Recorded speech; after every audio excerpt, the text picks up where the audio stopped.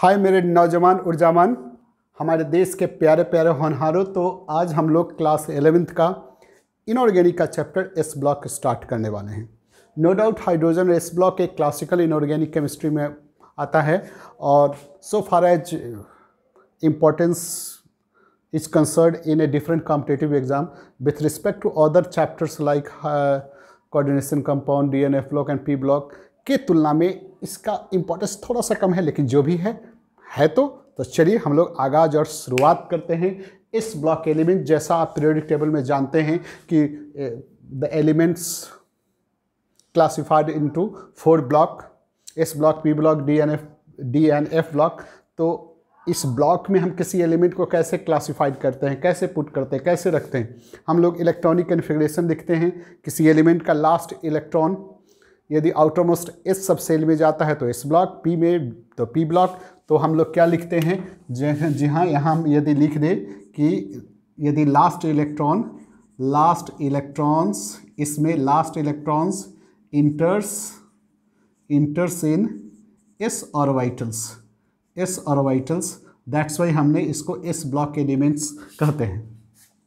और आप जानते हैं कि S block elements S sub orbital accommodate maximum 2 electrons, 2 electron रख सकता है। That's why the S block सब डिवाइडेड या comprise into 2 group, 1 group and 2 group. Group 1 को आप अल्कली बोलते हैं, ग्रुप 2 को अल्कलाइन अर्थ मेटल बोलते हैं।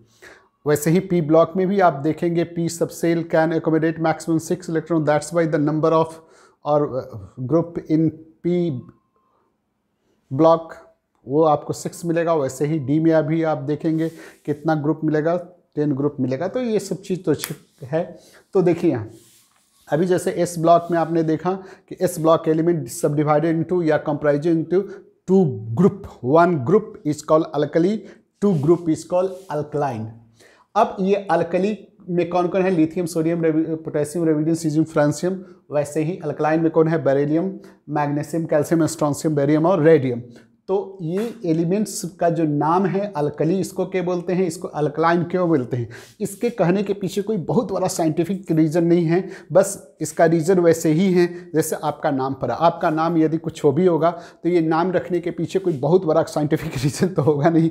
हाँ, कुछ लोग का नामकरण के पर पंडित जी आए होंगे, अतरा पतरा खोले होंगे, लेकिन मोस्ट ऑफ का नाम के पीछे क्या हो कारण, मौसी को पसंद आ गया तो नाम रख दो, दादी को पसंद आ गया तो नाम रख दो, पापा को पसंद आएगा तो। हर किसी के नाम के पीछे हर किसी का एक पसंद होगा और वो पसंद भी एक रीज़न पर मोटिवेटेड होगा। यदि आपका नाम पापा ने रखा है और पापा यदि पुराने ज़माने के एक्ट्रेस से मोटिवेटेड है, बैजंती माला से, तो आपका नाम बैजंती माला होगा। वैसे ही सबके पीछे कोई कारण होता है, लेकिन वो बहुत बड़ा कोई कारण यहाँ जैसे नहीं होता है नाम में, वैसे ही यहाँ कुछ बहुत बड़ा कारण नहीं है। कहते हैं कि ये ग्रुप 1 को हम लोग अल्कली बोलते हैं, अल्कली मेटल बोलते हैं। ये अल्कली मेटल बोलने के पीछे क्या कारण है, तो कारण बहुत कुछ नहीं है। कहता है कि इसके द लिथियम, सोडियम, पोटेशियम, ये जो मेटल्स है whenever react with water to form hydroxide and this hydroxide is strong alkaline in nature, that's why they are called alkali metals. हाँ, तो क्या कहता है, ये मेटल क्या होगा, वाटर के साथ रिएक्ट करके हाइड्रोक्साइड बनाएगा। ये हाइड्रोक्साइड्स कैसा होता है सर, ये हाइड्रोक्साइड स्ट्रॉन्ग एल्कलाइन नेचर होता है, एल्कलाइन नेचर का होता है, इसलिए इसको कहा गया था क्या, अल्कली। ठीक है, बस सिंपल सा बात है। इसको कहता है कि ये मेटल्स वेन एवर इसके जो मेटल के जो ऑक्साइड एंड हाइड्रोक्साइड होता है, एक्सेप्ट बैरिलियम थोड़ा सा, वैसे इसका जो पहला होगा एलिमेंट, इस ग्रुप में भी लिथियम, इस ग्रुप में बेरिलियम, अपने ग्रुप से थोड़ा सा डिफरेंट बिहेवियर शो करेगा।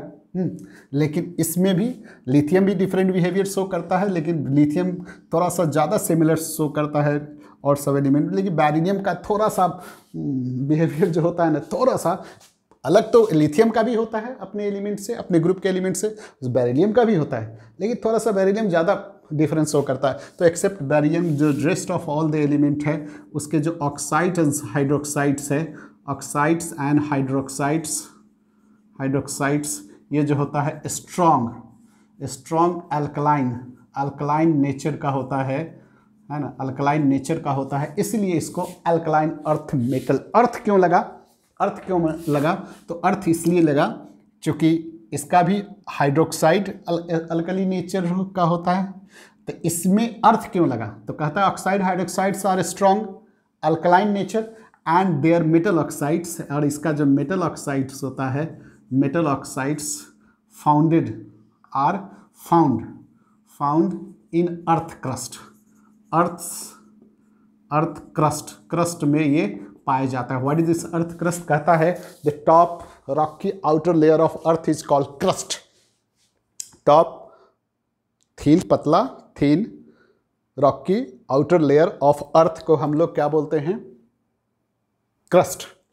And this is formed by magma, और मैग्मा कैसे, by harden and by cooled और हार्डन, यानी अर्थ जो मैग्मा आप समझते हैं ज्वालामुखी, आप यदि ज्योग्राफी पढ़े होंगे तो देखे होंगे कि ज्वालामुखी से आप जानते ही हैं, उससे वैल्कोने से के निकलने से जो जम जाता है, तो दो हार्डन कूल्ड और हार्ड होकर के जो बनता है मैग्मा, उसी को हम लोग क्या बोलते हैं, क्रस्ट।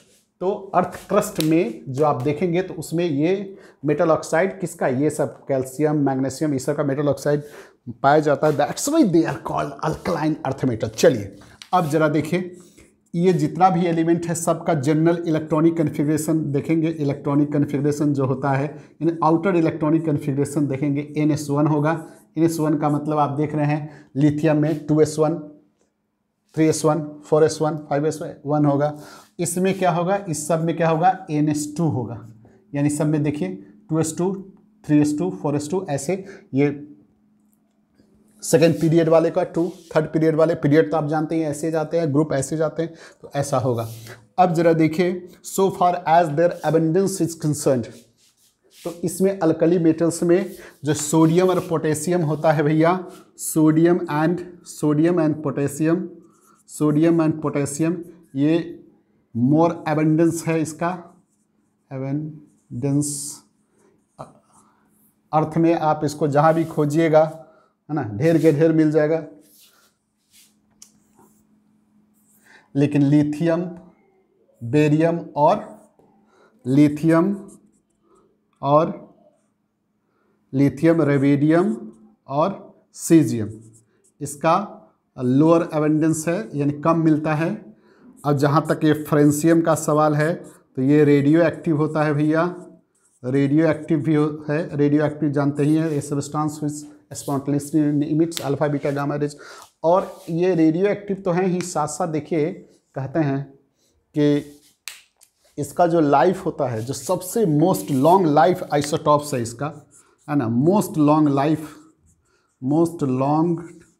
लाइव्ड जो आइसोटॉप्स है FR223, उसका हाफ लाइफ जानते ही हैं, हाफ लाइफ जो है वो 21 मिनट है। अब समझिए सर कितना खुश रहने वाला, इतना 21 मिनट हाफ लाइफ समझते हैं। इस time during period the half of the substance get decompose, आप फिजिक्स में पढ़ते होंगे, रेडियो एक्टिव सब्सटेंस का हाफ लाइफ क्या करता है, मान लीजिए 1 किलोग्राम आप सब्सटेंस लेते हैं, वो आधे घंटे में आधा हो जाता है। 1 किलोग्राम कितना हो जाता है, 500 ग्राम हो जाते हैं, मैंने आधा हो जाता है। या 1 ग्राम लेते हैं तो वो आधा हो जाता है, 1/2 ग्राम हो जाता है जितने समय में, तो वो हाफ लाइफ। तो आप देखिए 21 जो सबसे लॉन्ग लाइफ आइसोटॉप्स है फ्रेंशियम का, उसका हाफ लाइफ 21 मिनट है। तो समझिए ये रेडियो एक्टिव सब्सटेंस का कितना स्मॉल लाइफ स्पैन होता है।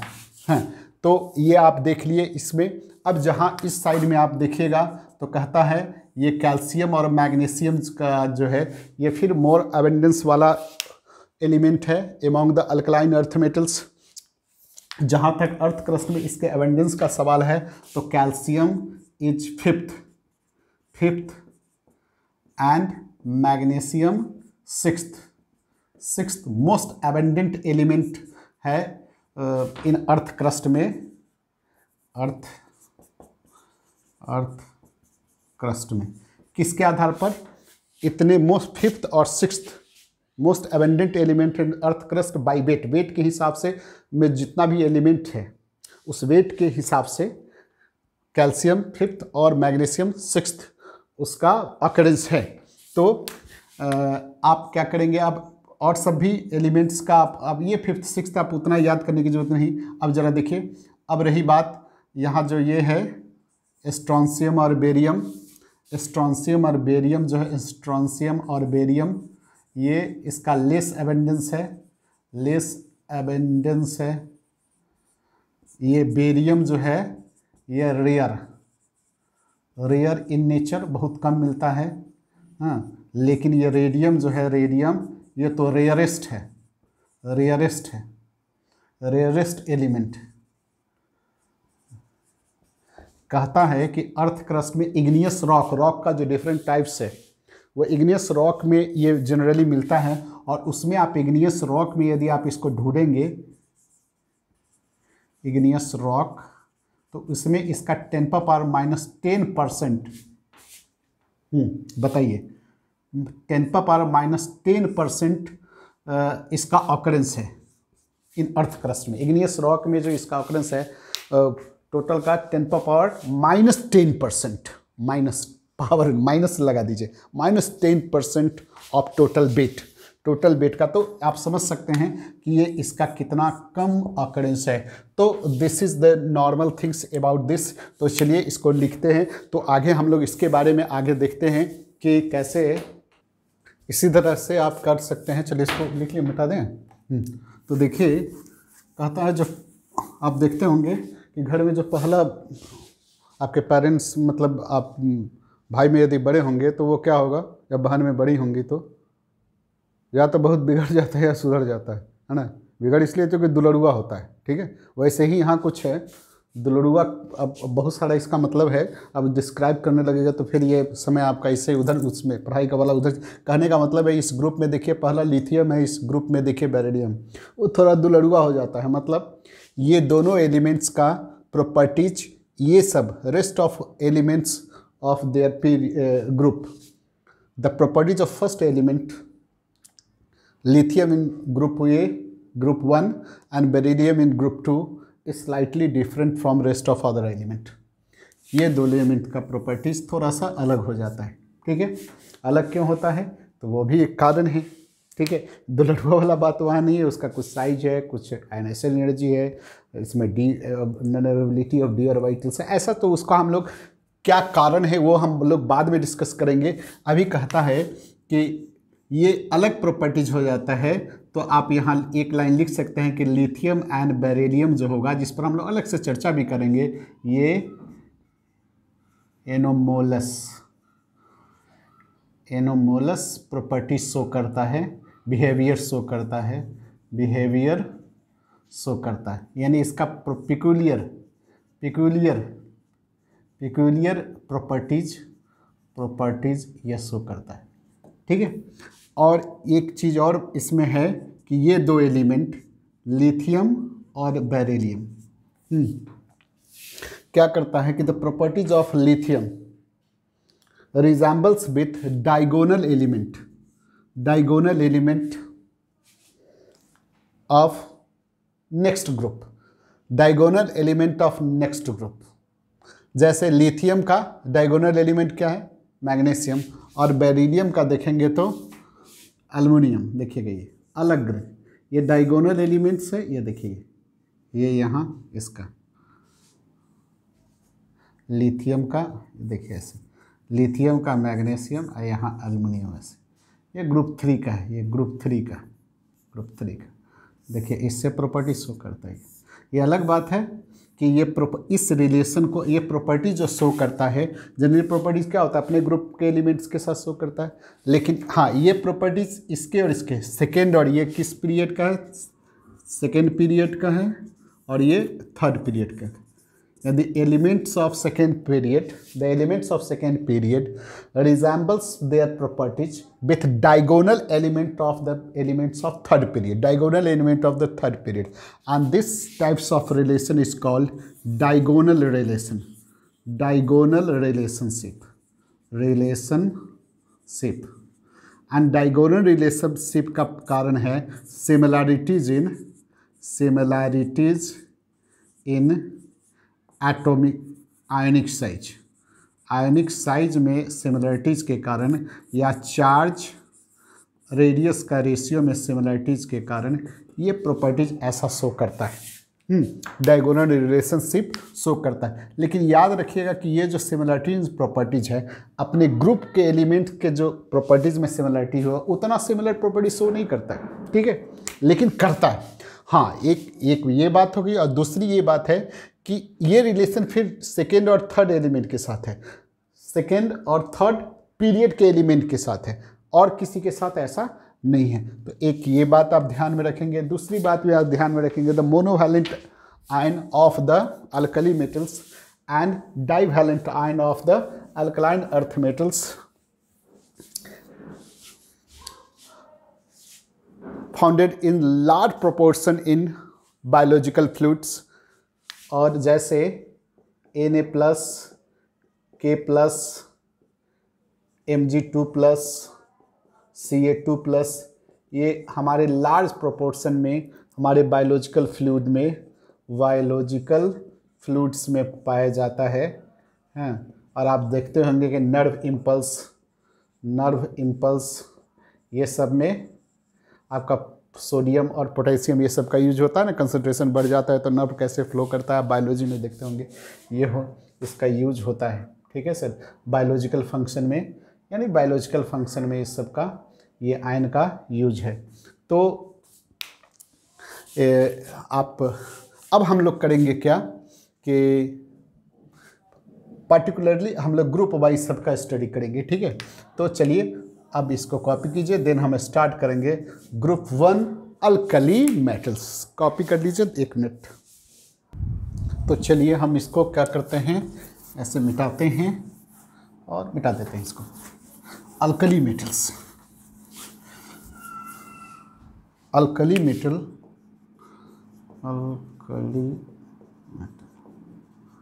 देखिए अल्कली मेटल आपका, ये अल्कली मेटल जो है ये सिल्वरी वाइट मेटल होता है, सॉफ्ट होता है एंड लाइट मेटल है, हल्का मेटल होता है, हल्का मेटल होता है, ठीक है। और ये काफ़ी रिएक्टिव मेटल से हाईली रिएक्टिव होता है, हाईली रिएक्टिव है। तो don't occur in free state, free state में भैया ये नहीं मिलेगा, हमेशा क्या है कंबाइंड स्टेट में, यानी कंपाउंड के फॉर्म में ये एग्जिस्ट करता है। क्यों? रिएक्टिव होता है, अकेला रहने की इसको आदत नहीं है, जहाँ भी जाता है वहाँ दोस्त बना लेता है, ठीक है।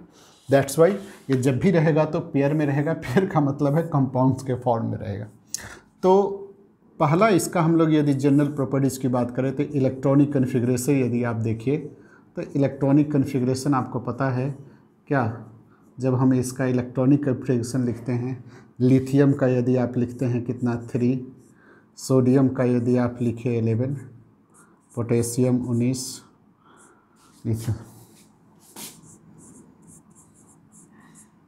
Caesium, francium 87। तो आप यहाँ देखिएगा सबके इस आउटर मोस्ट में कितना इलेक्ट्रॉन, जी हाँ ये लास्ट में 2s1, ये नियॉन लास्ट में 3s1, ये आर्गन 4s1,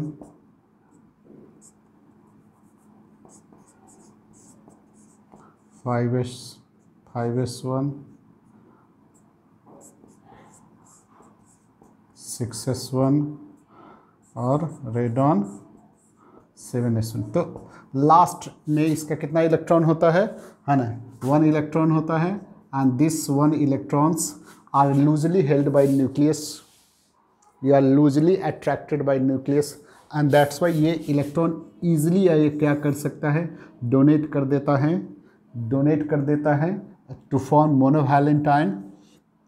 और इतना ज़्यादा ये ईजिली लूज करता है जिसके कारण ये कभी भी फ्री स्टेट में नहीं होता है, हमेशा कंबाइंड स्टेट में होता है, ठीक है। ये 1s इलेक्ट्रॉन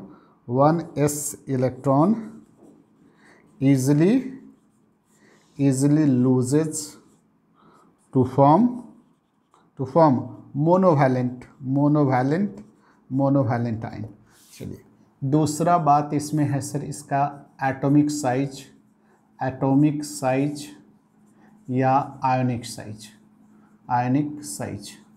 कहता है कि एस ब्लॉक एलिमेंट्स का जब एटॉमिक साइज देखिएगा सबसे पीरियड में वो लेफ्ट साइड में होता है, मतलब अपने पीरियड में इस साइड में होता है, तो आप जानते हैं कि साइज का क्या होता है, ऊपर से किसी ग्रुप में ऊपर से नीचे आते हैं तो साइज बढ़ता है, और पीरियड में लेफ्ट टू राइट जाते हो साइज घटता है, और सबसे पीरियड में क्या है, लेफ्ट है, तो दैट्स वाई इसका एटॉमिक साइज जो होगा एल्कली एलिमेंट्स का अपने पीरियड में सबसे बड़ा होगा, लार्जेस्ट इन देयर पीरियड, अपने पीरियड में, यानी लिथियम का अपने पीरियड में सबसे क्या होगा, बड़ा होगा, सोडियम का अपने पीरियड में सबसे बड़ा होगा, ऐसे बड़ा होगा। लेकिन अपने ग्रुप में जब ऊपर से ऐसे नीचे आएंगे तो साइज स्वाभाविक है क्या है, बढ़ेगा। वैसे ही ये मोनोवैलेंट आयन बनाता है, तो मोनोवैलेंट आयन का भी वैसे ही भाला होगा, तो क्या होगा, largest in their respective period में सबसे बड़ा होता है, ठीक है। और क्या होगा, ग्रेजुअली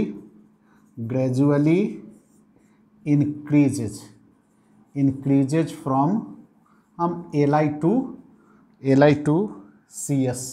एफआई का हम लोग बात इसलिए नहीं करते हैं भैया कि रेडियो एक्टिव है, हाँ, इसको बस ये अपने ग्रुप में बैठा हुआ है, इलेक्ट्रॉनिक कन्फिग्रेशन या कुछ, या इसको जलाइए उलाइएगा तो इसका यूज होगा, वरना जनरल प्रॉपर्टीज में ये फ्रेंशियम का इसमें नहीं। अब सीजियम तक, लिथियम टू सीजियम देखिए, ये फॉर्म क्या है, मोनोवैलेंट आयन बनाता है, तो मोनोवैलेंट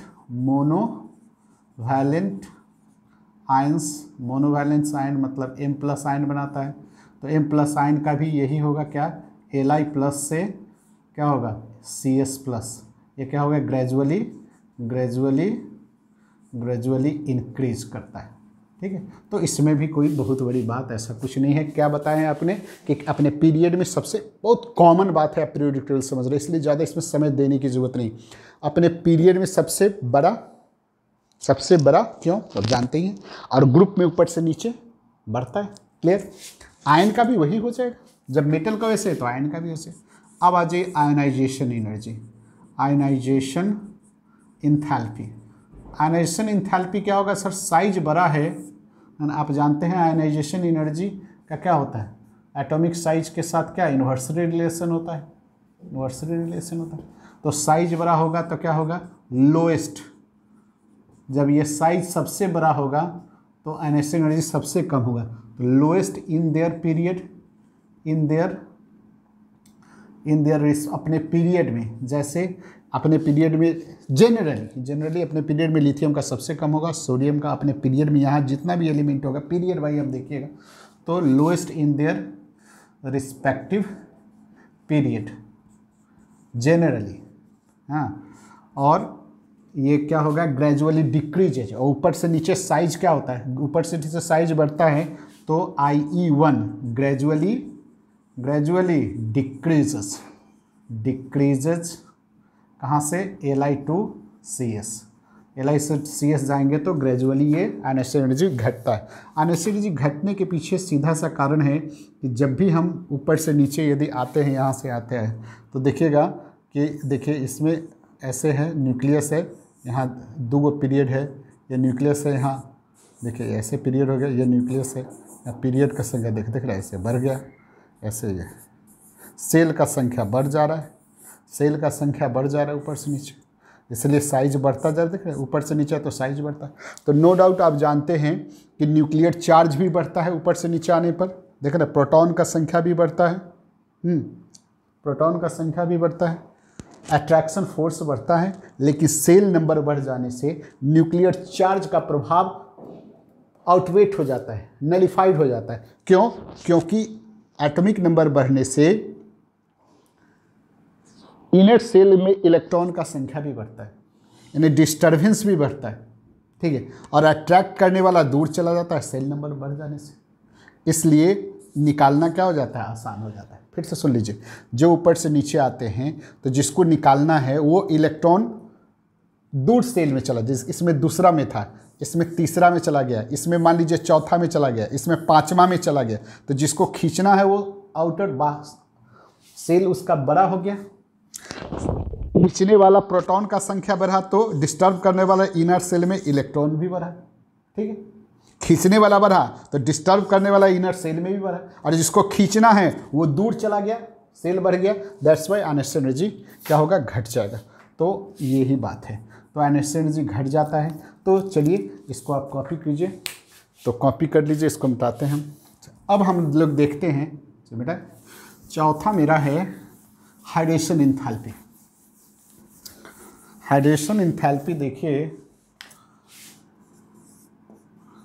हाइड्रेशन एंथैल्पी,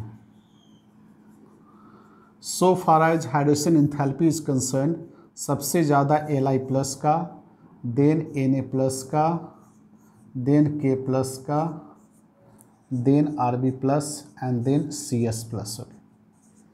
तो हाइड्रेशन एनर्जी क्या है, कहता है जब ये मेटल आयन किसी वाटर से कंबाइन करता है, और जब ये देखिए ये गैसियस आयन, ठीक है, जब ये हाइड्रेटेड हो जाता है, इक्वस हो जाता है समय, उस समय जो एनर्जी रिलीज होता है, एनर्जी रिलीज होता है, that's amounts of energy is called hydration enthalpy. ये एनर्जी को हम लोग क्या बोलेंगे, ये amounts of energy called hydration enthalpy. तो होता क्या है कि जितना smaller the size, smaller the size of ions, higher the hydration enthalpy, hydration enthalpy. तो निश्चित रूप से क्या हो गया, इसका सबसे छोटा साइज है तो हाइड्रेशन एंथैल्पी ज़्यादा होगा। एक्चुअली होता क्या है कि जब भी ये मेटल आयन है, मेटल आयन, इसके नज़दीक में यदि वाटर आएगा, देखिए तो इस पर क्या होता है माइनस, इस पर प्लस प्लस होता है, देखिए प्लस होता है, देखिए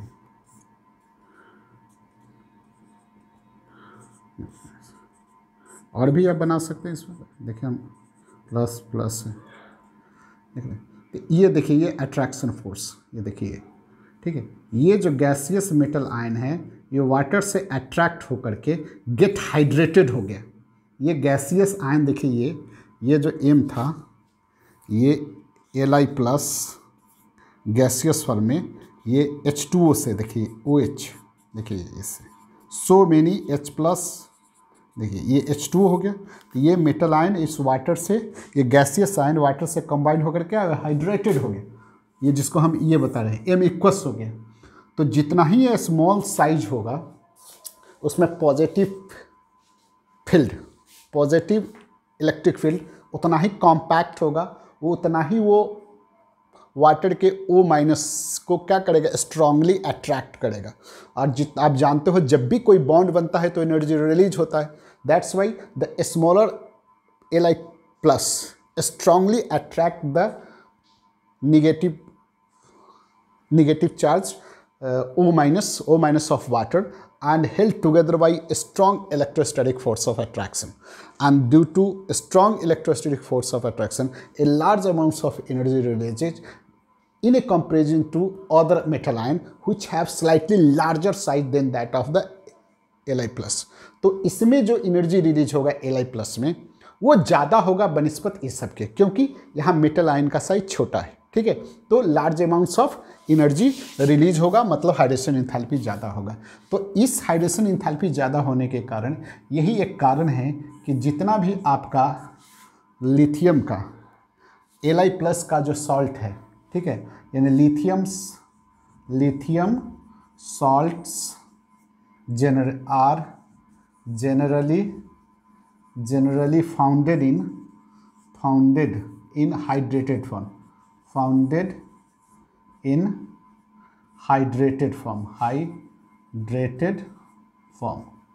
hydrated form, जैसे LiCl2 2H2O। देखिए ये चूँकि वाटर से इसको बहुत प्यार है, ठीक है, किसको, वाटर को क्यों प्यार है लिथियम से, इसका क्यों जिया बेकरार है, बिकॉज इसका साइज छोटा है। साइज छोटा नहीं रहता। आप CGM से पूछिएगा क्या तुम वाटर के लिए बेकरार हो, तो कहेगा भैया हमारा कहाँ से हम संभालेंगे, है ना, हमको औकात है ये O माइनस को संभालना। O माइनस मतलब ये माइनस नहीं है, वो ड्यू टू डिफरेंस ये इलेक्ट्रोनेगेटिविटी के कारण प्लस माइनस शो कर रहा है। ये CS प्लस से नहीं संभाल में आएगा, तो आप समझ गए ये हाइड्रेशन एंथैल्पी। तो इसको हम लोग आगे बढ़ाते हैं। तो चलिए लिख लिए। देखिए नेक्स्ट हम इस पर चर्चा कर सकते हैं जनरल प्रॉपर्टी या फिजिकल प्रॉपर्टीज में कि what is their metallic character, what is their oxidation state etcetera. तो चलिए ये चौथा था ना, ये पांचवा हम ऐसे करें, इसका ऑक्सीडेशन स्टेट क्या होता है। तो बार बार अभी उस समय से वही लिखिए रहे हैं आप। They have tendency to lose 1 electron. क्यों? Outer most 1 alkali element, outer most 1 electron in S subshell, S orbitals are loosely held by nucleus, इसलिए फुट से निकल जाता है। दैट्स वाई बहुत आसान है, ये शो करता है +1 ऑक्सीडेशन स्टेट। ठीक है, चलिए मेटालिक कैरेक्टर, मेटालिक कैरेक्टर का क्या हाल है? कैरेक्टर, मेटालिक कैरेक्टर यानी tendency to lose electron, lose electron क्या होगा? चूँकि ये साइज सबसे बड़ा होता है, अननेसेसरी सबसे कम होता है, इजीली लूज करता है। तो मेटालिक कैरेक्टर ये सॉफ्ट मेटल होता है, लेकिन so far as tendency to lose electron यानी मेटालिक कैरेक्टर इज कंसर्न, तो निश्चित रूप से मेटालिक कैरेक्टर भी इंक्रीजेज कहाँ? Li2CS। क्यों? Tendency to lose electron Li से CS बढ़ता है। क्यों बढ़ता है? तो आप जानते हैं। चलिए सातवां, वैसे ही यदि हम लोग डिस्कस करें इसका डेंसिटी की, डेंसिटी तो डेंसिटी में निश्चित रूप से इसका डेंसिटी सबसे कम होता है, लो डेंसिटी होता है। लेकिन लो डेंसिटी बराबर क्या होता है? Mass by volume, D equal to क्या होता है? Mass by volume. तो ये लेकिन ग्रेजुअली जो होता है डेंसिटी, ग्रेजुअली ऊपर से नीचे जो जाएंगे तो मास बाई वॉल्यूम का रेशियो बढ़ता है। तो density gradually increases from Li to CS। ठीक है, मैंने with increase in atomic number. लेकिन आपको ध्यान में रखना है, एक Li से हम बढ़ेंगे तो ये सोडियम का, हाँ सोडियम से बढ़ेंगे तो पोटेशियम, पोटेशियम से तो रेडियम एंड देन सीजियम, ऐसे है ना। लेकिन नहीं, यहाँ ध्यान में रखना है, ये हो जाता है, क्या हो जाता है? यहाँ गड़बड़ है। यानी क्या गड़बड़ है? गड़बड़ क्या है कि Na जो ये पोटेशियम क्या होना चाहिए? मोर डेंसिटी होना चाहिए, लेकिन यहाँ ये K जो है, K जिसका डेंसिटी 0.86 ग्राम सेंटीमीटर क्यूब होता है, इज लाइटर देन Na जिसका डेंसिटी 0.97 ग्राम सेंटीमीटर क्यूब होता है। तो यहाँ इस जगह एक गड़बड़ी है, यानी होना चाहिए किसका डेंसिटी ज़्यादा? पोटेशियम का, लेकिन है किसका? सोडियम का। रेस्ट और सब ठीक है। तो यहाँ एक बात ध्यान में आप रख सकते हैं। ठीक, आठवां आपको ध्यान में रखना है melting point and boiling point. Melting point and boiling point, तो मेल्टिंग एंड बॉइलिंग पॉइंट भी लो होता है, लो MPBP होता है। वाई लो MPBP होता है? Because of large size and week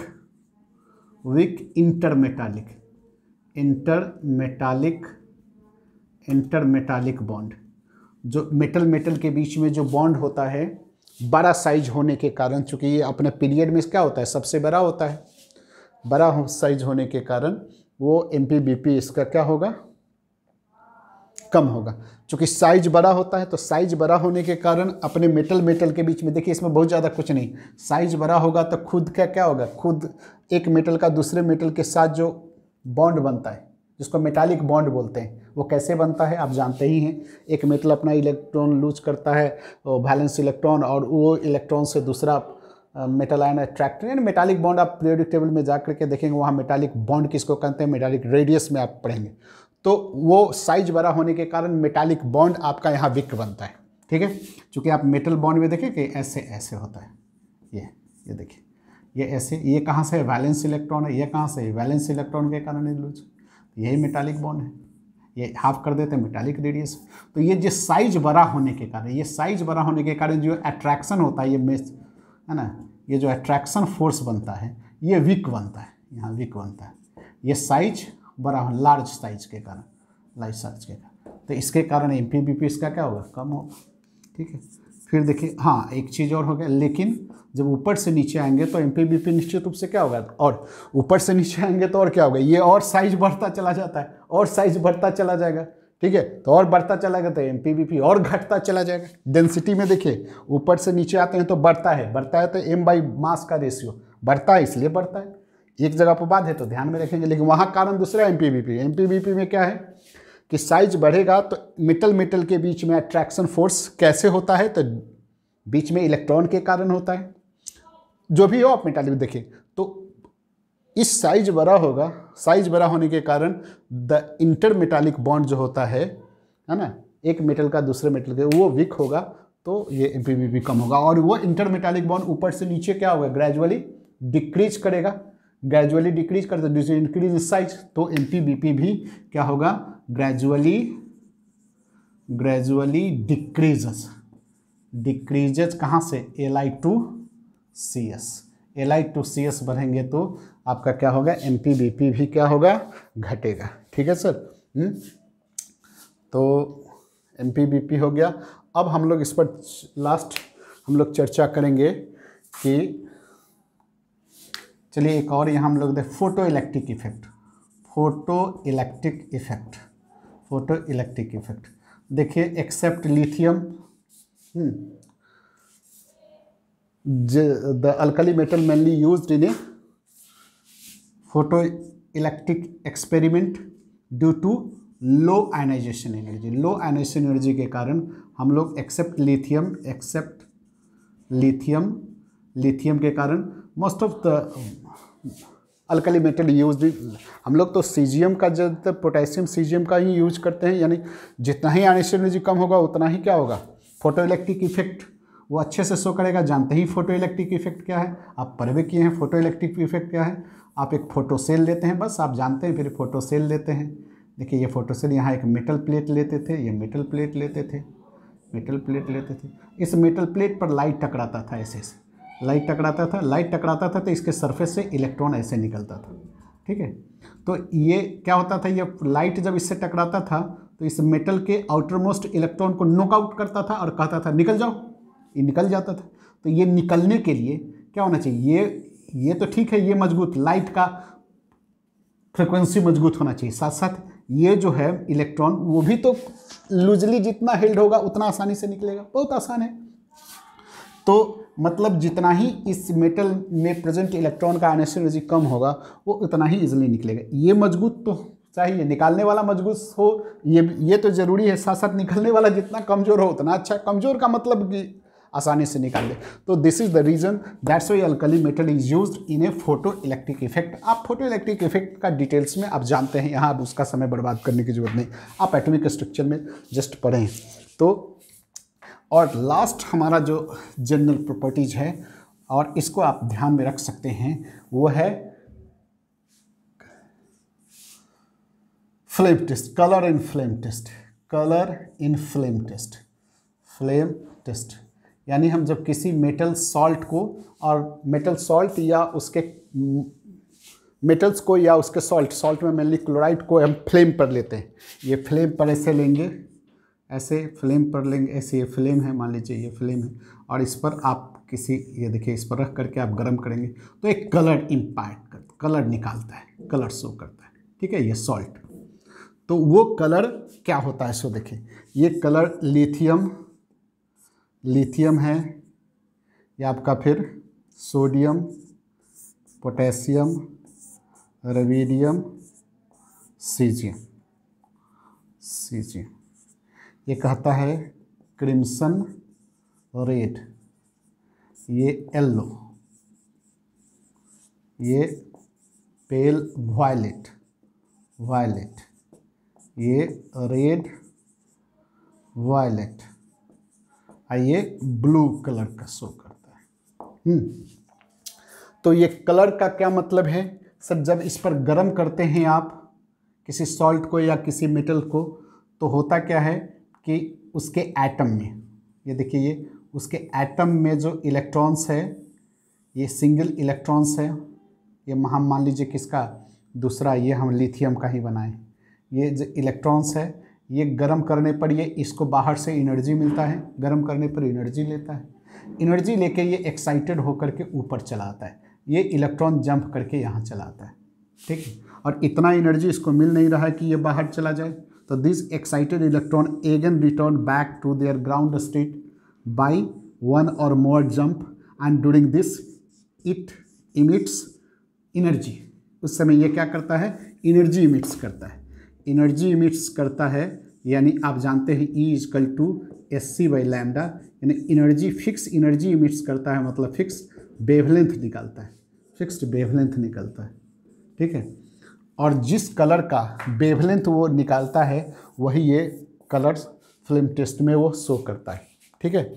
यानी जितना ही वो एनर्जी, देख रहे हैं, जितना ही वो एनर्जी ज़्यादा शो करेगा, ज़्यादा एनर्जी वो इमिट्स करेगा, उसका वेवलेंथ कम होगा, ठीक है, उसका वेवलेंथ क्या होगा, कम होगा।